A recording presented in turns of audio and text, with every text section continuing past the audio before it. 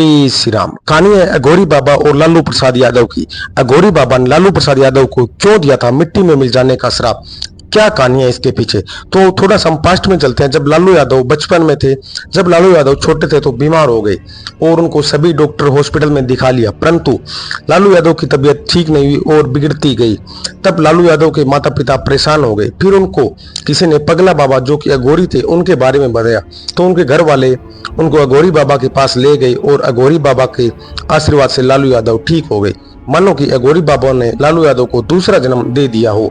बचपन से लेकर बिहार के सीएम बनने तक लालू प्रसाद यादव अघोरी बाबा को अपना गुरु मानते थे और वो हमेशा अघोरी बाबा के पास आशीर्वाद लेने जाया करते थे। अब बताते हैं कि वो अघोरी बाबा कौन थे, उनका नाम क्या था। अघोरी बाबा थे पगला बाबा। पगला बाबा बहुत ही बड़े अघोरी साधु थे।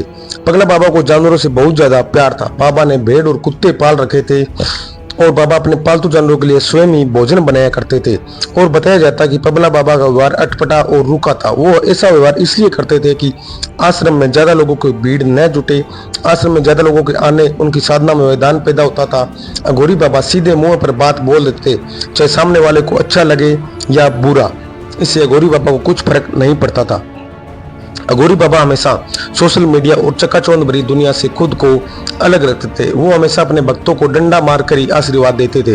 अब आगे बताते हैं कि लालू यादव को उन्होंने श्राप क्यों दिया था। जब बिहार के विधानसभा चुनाव से पहले लालू यादव तुलसी मलैया आश्रम में बाबा जी के पास पहुंचे तो आशीर्वाद लेने, और लालू प्रसाद यादव ने अपनी जीत के लिए बाबा जी से तंत्र साधना भी करवाई। तब बाबा जी ने कहा लालू यादव से कि जाओ, मेरा आशीर्वाद है, तुम जीतोगे और बिहार के सीएम बनोगे। और बाबा ने कहा कि जीतने के बाद आश्रम में एक बार जरूर आना। तब लालू प्रसाद यादव इलेक्शन जीत गए और बिहार के सीएम बन गए। सीएम बनने के बाद लालू प्रसाद यादव आश्रम में नहीं गए। अब लालू प्रसाद यादव सीएम बन तो गए, सोचने लगे कि अब तो हम सीएम बन गए तो बाबा पगला हमारे पास खुद चल के आएंगे। लेकिन बाबा पगला तो बहुत बड़े संत ठहरे, उनको क्या लेना था दुनिया की मोह माया से। तो वो तो उन सबसे बहुत दूर थे, क्योंकि वैसे भी बाबा जी के पास बड़े बड़े नेतागण और व्यक्ति आते रहते थे। फिर जब लालू यादव सीएम से हटे और उन पर चारा घोटाला का आरोप लगा तो वो हल निकालने के लिए एक बार फिर से बाबा जी के आश्रम पहुंचे। तो बाबा जी ने लालू यादव को देखते ही क्रोधित हो गए और बोले कि लालू, तुझे घमंड है कि तू बड़ा पुरोधा बन गया है, तेरे से ऊपर कोई नहीं। बोले, जा, घमंड तो राजा रावण की नहीं रहा तो तू तो है ही क्या। मैं तुझे शराप देता हूँ कि लालू यादव तो एक दिन मिट्टी में मिल जाएगा। उसके बाद लालू यादव पर कठिनाइयां आती गई और उन पर घोटालों के आरोप लगते रहे।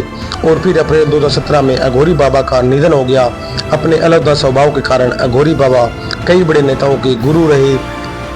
अघोरी बाबा के ब्रह्मलीन होने की खबर सुनकर सैकड़ों हजारों लोग उनके आश्रम में दुख प्रकट करने के लिए पहुंच गए। हमें कहानी से शिक्षा मिलती है कि व्यक्ति को कभी भी अपने गुरु को और जो बुरे समय में उनके काम आता है उसको कभी भी अपने अच्छे समय में नहीं भूलना चाहिए।